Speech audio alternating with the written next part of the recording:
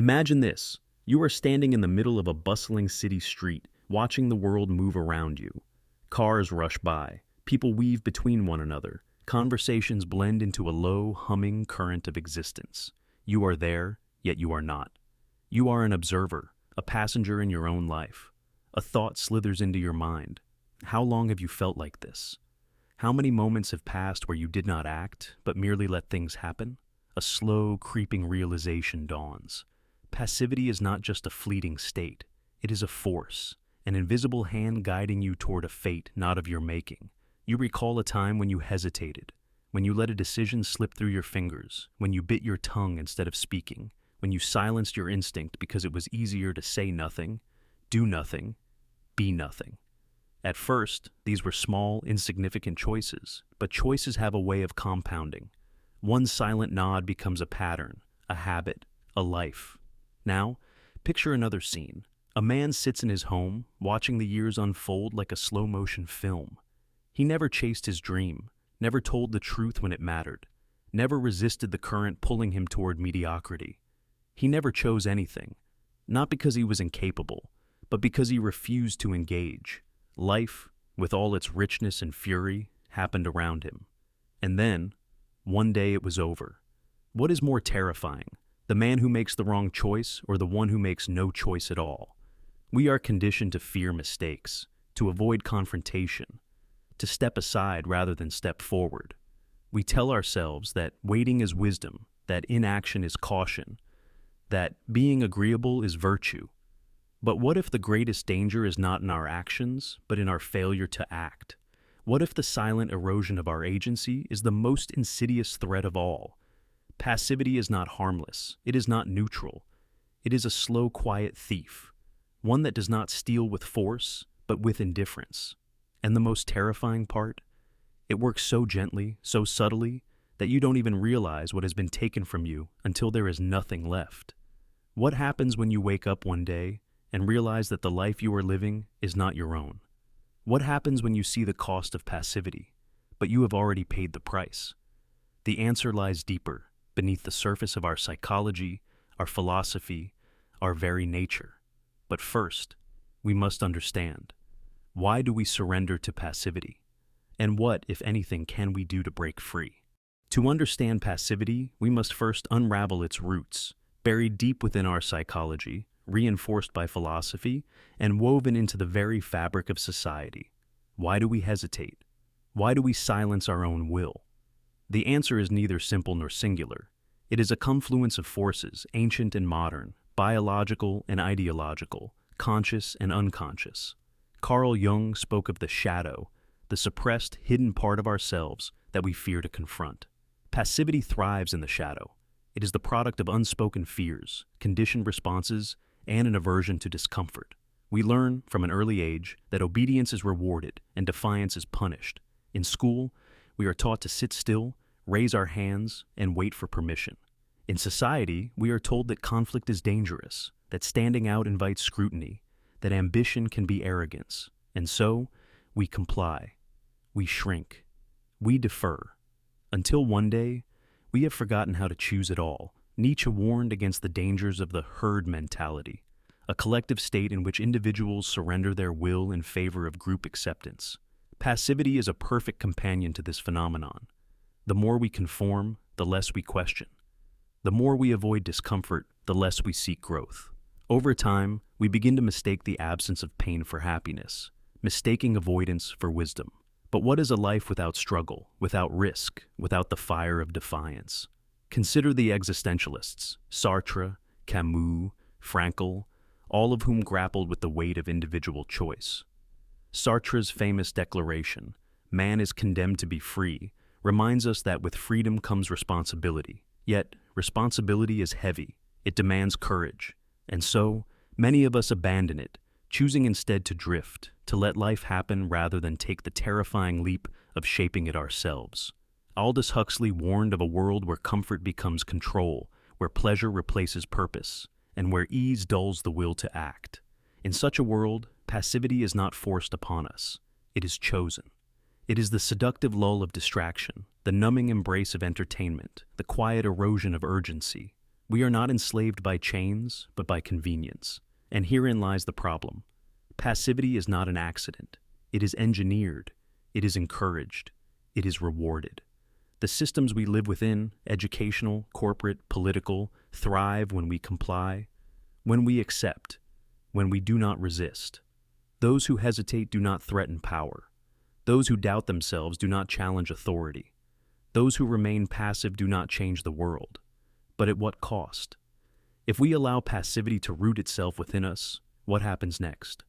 What unseen consequences unfold when we fail to reclaim our own agency? The answers are more disturbing than we dare to imagine. Passivity does not announce itself. It does not arrive with a crash or a warning. It seeps in through the cracks of daily life, unnoticed and unchallenged, until one day it is everywhere. It changes the way we think, the way we feel, the way we live. And its consequences? They are profound. On a personal level, passivity erodes ambition. It numbs desire. The fire that once burned, the hunger for something greater, slowly fades. The individual becomes comfortable in stagnation, mistaking it for peace. The mind, once sharp with curiosity, dulls into complacency. The heart, once eager to chase purpose, settles into quiet resignation. And the worst part? It does not feel like a choice. It feels like the natural course of things. But the consequences stretch beyond the individual. A passive population is easy to control. When people do not question, do not challenge, do not push back, systems of power thrive unchecked. Tyranny does not require overt oppression. It only requires enough people to look away, to stay silent, to accept rather than resist. Passivity is the fertile ground where injustice grows. History's darkest moments were not merely the result of evil men, but of good people who did nothing. The atrocities that shape our past were enabled not just by those who wielded power, but by the countless who stood by, watching. The true cost of passivity is not only personal mediocrity, it is the erosion of freedom, the surrender of integrity, the death of potential. The question then is simple. How do we fight back? How do we break free from this silent killer? The answer lies in rebellion, not against external forces alone, but against the passivity within ourselves. And that rebellion must begin now. Rebellion does not begin with fire. It does not begin with shouts or broken chains. It begins in silence, an electric silence charged with a single, undeniable realization. I am asleep, and I must wake up. You are not bound by shackles, yet you do not move. You are not locked behind a door, yet you do not leave. The walls that confine you are intangible, woven from hesitation, self-doubt, and the numbing comfort of routine. And like a dreamer realizing they are dreaming, there comes a moment when you see it, the weightless prison, the soft erosion of your will. The rebellion begins the moment you choose to resist it. But how? How do you reclaim a life that has quietly slipped from your grasp? The first act of defiance is awareness. Passivity thrives in blindness, in the dulling of urgency. It feeds on the lie that time is infinite, that later will always be an option. But time is not patient. Life does not pause while you wait to be ready. The rebellion begins when you see the truth, that every hesitation is a theft, every moment unclaimed is a moment lost forever. The second act is discomfort.